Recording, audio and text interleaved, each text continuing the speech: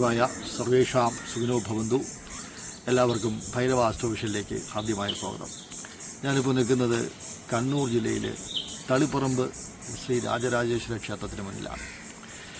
രാജരാജേശ്വര ക്ഷേത്രം ചോള രാജാക്കന്മാർ പണികഴിപ്പിച്ചതാണ്. ഈ ക്ഷേത്രം ചോള രാജാക്കന്മാരിൽ ഒന്നാമനായിരുന്ന രാജരാജ ചോളൻ AD 1010 നിർമ്മിച്ചതാണ് ഈ മഹാക്ഷേത്രം.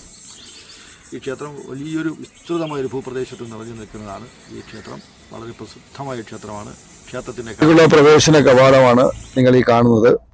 നമുക്ക് കവാടം കടന്ന് ക്ഷേത്രത്തിനുള്ളിലേക്ക് കടന്നു കഴിഞ്ഞാൽ വലിയ ഒരു ക്ഷേത്രപ്പറമ്പ് നിങ്ങൾക്ക് ദർശിക്കാൻ കഴിയും.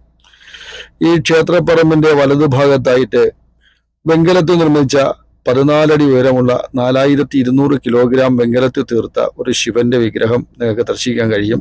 നമ്മൾ ആഴിമലയൊക്കെ കാണുന്നത് പോലെയല്ല, വലിയൊരു വിഗ്രഹമാണ്, ശിവന്റെ ഒരു വിഗ്രഹമാണ് ഇവിടെ ദർശിക്കാൻ കഴിയുന്നത്. ഈ ക്ഷേത്രത്തെ സംബന്ധിച്ചിടത്തോളം ഒരു അത്ഭുത കാഴ്ചയാണ്. 2025 ഈ വിഗ്രഹം ഈ വൃക്ഷത്തിന്റെ ചുവട്ടിൽ പ്രതിഷ്ഠിച്ചതായിട്ടാണ് അറിയാൻ കഴിയുന്നത്. ഇത് നിങ്ങളിപ്പോൾ കാണുന്നതാണ് ഈ വെങ്കലത്തിലുള്ള ശിവന്റെ വിഗ്രഹം. ഇത് വളരെ മനോഹരമായ ഒരു കാഴ്ചയാണ് നമ്മളെ സംബന്ധിച്ചിടത്തോളം. ഇവിടെ ധാരാളം ആൾക്കാർ ഇവിടെ വന്നിരുന്ന് ഫോട്ടോയൊക്കെ എടുത്ത് പോകാറുണ്ട്. നിങ്ങൾക്കും വന്ന് ഇതൊക്കെ ആസ്വദിക്കാവുന്നതാണ്. ഈ ക്ഷേത്രത്തിനെ സംബന്ധിച്ച് പറയുകയാണെങ്കിൽ മാതംഗ മഹർഷി പാർവതി ദേവിയിൽ നിന്നും സ്വീകരിച്ച ദിവ്യമായ ശിവലിംഗം പ്രതിഷ്ഠിക്കപ്പെട്ട ക്ഷേത്രമായിട്ടാണ് ഇതിനെ കണക്കാക്കുന്നത്.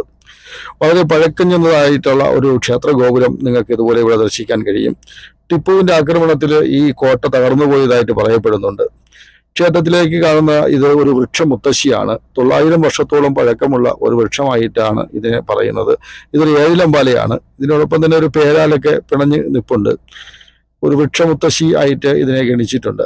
ഈ വൃക്ഷത്തിന്റെ പഴക്കം തന്നെ ഈ ക്ഷേത്രത്തിന്റെ പഴക്കം വിളിച്ചറിയിക്കുന്ന ഒരു സംഗതിയാണ്. ക്ഷേത്രത്തിലുള്ള മനോഹരമായ കാഴ്ചകളിലൊന്നാണ് വളരെ പഴക്കം ചെന്ന ക്ഷേത്രത്തിന്റെ ഗോപുരം എന്ന് ഞാൻ പറഞ്ഞല്ലോ.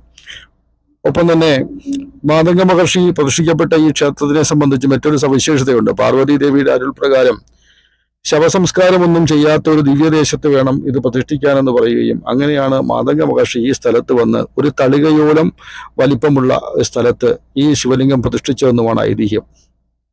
പിൽക്കാലത്ത് ശ്രീ പരശുരാമൻ ഈ ക്ഷേത്രം പുതുക്കിപ്പണിതതായിട്ടും ഒരു ഐതിഹ്യം പറയുന്നുണ്ട്. ഇവിടെ സുബ്രഹ്മണ്യൻ്റെയൊക്കെ ഒരു സങ്കല്പ പ്രതിഷ്ഠ, സങ്കല്പ പൂജയൊക്കെ ഇവിടെ നടത്തുന്നുണ്ട്.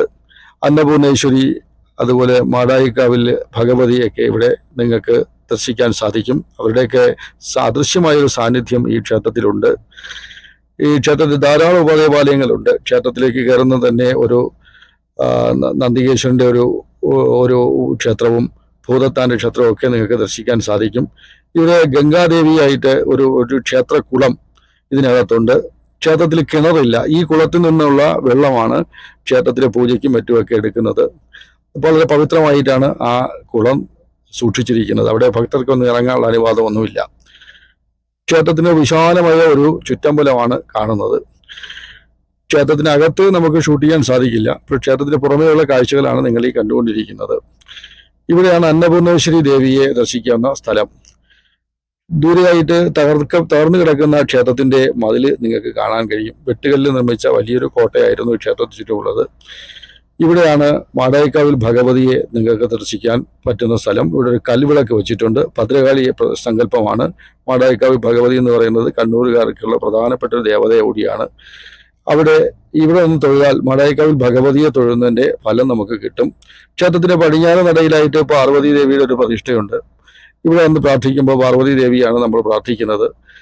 വടക്ക് പടിഞ്ഞാറ് മൂലയിലായിട്ട് ഇവിടെ ഒരു കല്ലുണ്ട്. ഈ കല്ലിൽ കയറി നിന്ന് നിങ്ങൾ തിരിഞ്ഞു നിന്ന് പ്രാർത്ഥിക്കുന്നത് കാശി വിശ്വനാഥനെ പ്രാർത്ഥിക്കുന്നതിന് ഫലം കിട്ടുമെന്നാണ് പറയുന്നത്. ഈ ഭാഗത്ത് നിന്നാണ് നമ്മൾ കാശി വിശ്വനാഥനെ പ്രാർത്ഥിക്കുന്നത്. ഇപ്പോൾ കാശിയിൽ പ്രാർത്ഥിക്കുന്നതിന്റെ ഫലവും ഈ ക്ഷേത്രത്തിൽ വന്ന് പ്രാർത്ഥിച്ചാൽ നിങ്ങൾക്ക് ലഭ്യമാകും. ഇവിടെ പരശുരാമന്റെ പ്രതിഷ്ഠയാണുള്ളത്. പരശുരാമന്റെ ഒരു സജീവ സാന്നിധ്യം തന്നെ ഈ ക്ഷേത്രത്തിലുണ്ട്. പരശുരാമനാണ് ഈ ക്ഷേത്രം പുതുക്കി പണിഞ്ഞെന്നാണ് ഒരു ഐതിഹ്യം പറയുന്നത്. ഊട്ടുപുരയാണ് നിങ്ങൾ ഈ കാണുന്നത്. ഈ ഊട്ടുപുരയുടെ അറ്റകുറ്റപ്പണികളൊക്കെ ഇപ്പോൾ നടന്നുകൊണ്ടിരിക്കുന്നു. ഇവിടെ വരുന്ന പുരുഷന്മാരായിട്ടുള്ള ഭക്തജനങ്ങൾക്ക് അവരുടെ ഷർട്ടൊക്കെ ഊരി തൂക്കാനുള്ള പ്രത്യേക സംവിധാനം ഇവിടെ ഉണ്ട്. സമീപത്തായിട്ടാണ് ഭൂതത്താന്റെ ഒരു ഉപദേവാലയം കാണുന്നത്. ക്ഷേത്രമതിലിന് പുറത്തായിട്ടാണ് ഈ വിശാലമായ കുളം നിങ്ങൾക്ക് കാണാൻ കഴിയുന്നത്. ഇവിടെ നമുക്ക് ഭക്തർക്ക് ഇറങ്ങി കൈകാലൊക്കെ കഴുകി വൃത്തിയാക്കി നമുക്ക് ക്ഷേത്രത്തിനുള്ളിലേക്ക് പ്രവേശിക്കാം. വണ്ടിയൊക്കെ കൊണ്ടുവന്ന് പാർക്ക് ചെയ്തതിന് ശേഷം നമ്മുടെ ഈ കുളത്തിന് സമീപത്തൂടെയാണ് നമ്മൾ ക്ഷേത്രത്തിനുള്ളിലേക്ക് കടക്കുന്നത്. അപ്പോൾ നിങ്ങൾ വണ്ടിയൊക്കെ പാർക്ക് ചെയ്തതിന് ശേഷം ഈ മൺപാതയിലൂടെ നടന്നു വന്ന് ഈ കുളത്തിലിറങ്ങി കൈകാലൊക്കെ കഴുകി വൃത്തിയായതിനു ശേഷം ഈ ഗോപുരം കടന്ന് ക്ഷേത്രത്തിനുള്ളിലേക്ക് പോകണം. അപ്പോൾ ഇതാണ് വളരെ പഴക്കമുള്ള ഒരു ഗോപുരമാണ്. ഇത് 7 നിലയുണ്ടായിരുന്നു. പക്ഷേ ടിപ്പുവിന്റെ ആക്രമണത്തിൽ ഇതിന്റെ ഗോപുരം അത്രയും നശിച്ചുപോയി. ബാക്കിയുള്ള അവശിഷ്ടമാണ് ഇപ്പോഴും ഇവിടെ കാണുന്നത്.